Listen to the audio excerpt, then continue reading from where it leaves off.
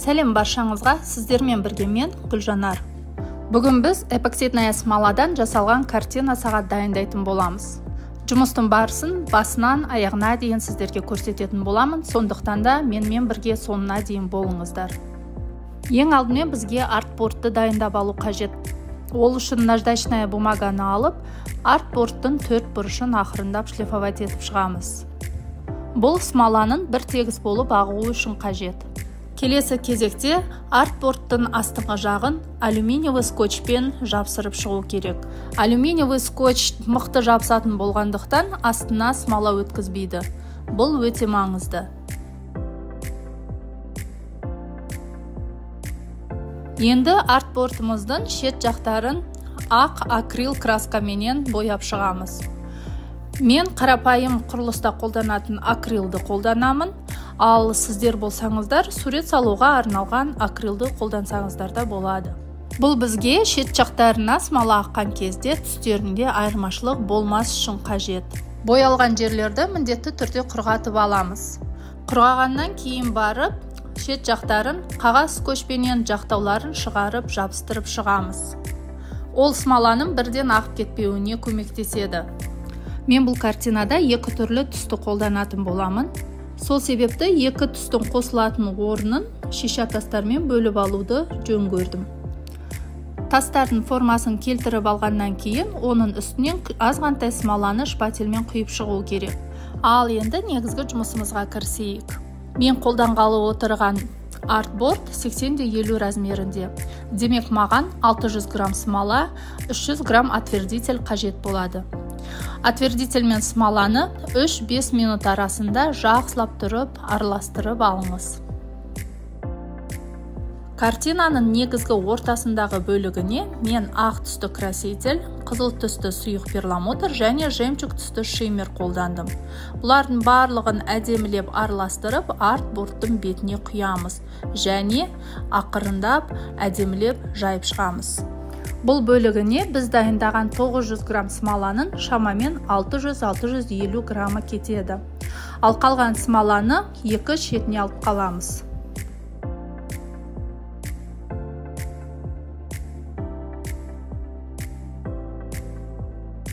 Бетіне шыққан көпіршіктерін алып тастау үшін фен немесе газ оттығын қолдансаңыз болады. Смоланың қалған бөлігіне изумруд түсті краситель, жемчуг түсті шиммер және алтын түсті жылтырдан қосып, жақсылап араластырып, оны борттың екі шетіне құйып шығамыз.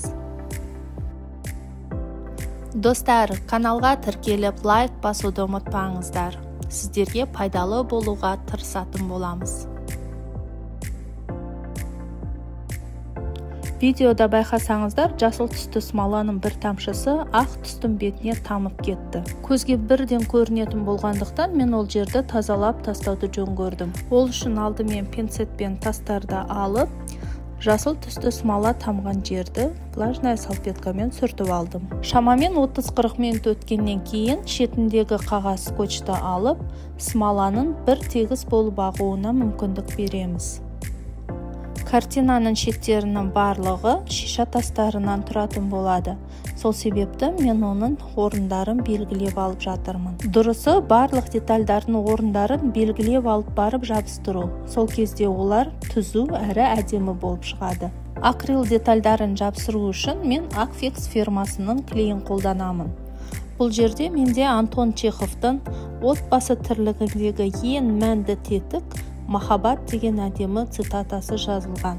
Картинаның сол жағында аятул курси, ал оң жағында калима шахадат жазылған сағат орналасатын болады.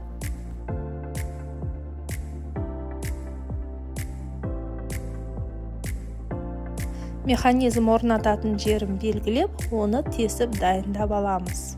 Қалдықтарын тазалап, шанын сүртіп алыңыз. Акрилдан жасалған барлық детальдарыңызды жабыстырып болғаннан кейін, оның бетіндегі пленкасын алуды ұмытпаңыз.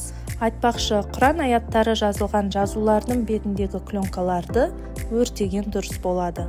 Енді шиша тастарымызды шетінен смоламен араластыра отырып, белгілеген жерлерге жайып шығайық. Бұл оңай жұмыс емес, әрі уақытты да көп алады. Жалпы маған бұл картина тастарсыз ұнаған болатын. Бірақ клиенттің қалауы солай болғандықтан, клиенттің қалауымен жасауыма тура келді. Ал сіздерге қай варианты ұнады? Таспен әлде тассыз? Комментарийге өз пікіріңізді жаза кетсеңіз болады. Шиша тастарын толығыменен төсеп болғаннан кейін, оның кебуіне 10-12 сағат уақыт береміз. Картина толыққанды идеально шығу үшін оның бетіне тағы да смола құю қажет болады. Ол үшін 300 грамм смола мен 150 грамм отвердительді араластырып құйып шығамыз.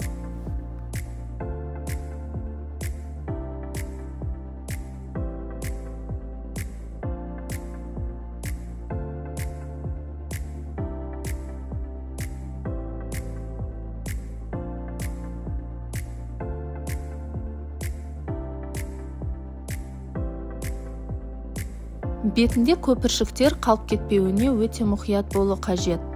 Оны газ оттығымен немесе фенмен алып тастап отырыңыз. Және бұрыш-бұрыштың барлық жеріне смола жақсы жеткілікті түрде жағылды ма қарап шығыңыз. Себебі кепкеннен кейін смола тимеген жерлер орны ойылып көрініп тұратын болады. Құйылған екінші слойымызды толыққанды құрғатуымыз үшін 20-24 сағат уақыт кетеді. Толық құрғағаннан кейін картинамыздың артқы жағын тазалауға кірісетін боламыз. Бұл маңызды жұмыстардың бірі. Алюминиевый скотчты алып тастағаннан кейін қалып қалған қалдықтарын кішкене қыздырып, канцелярлық пышақпенен тазалап отыратын боламыз.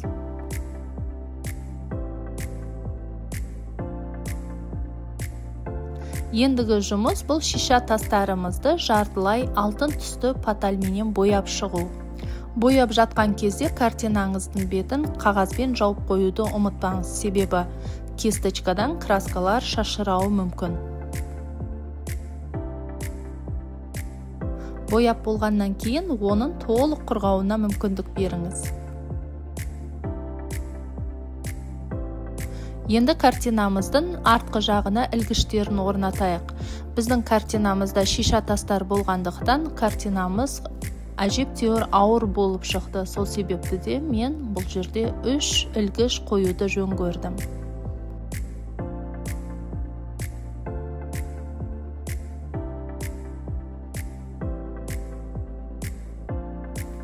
Соңғы штрих бұл сағатымыздың механизмін орнату. Әрине өзіне лайықты стрелкасын таңдап алып, батарейкасын қойып, тексеріп, барлығын орнатып шығамыз.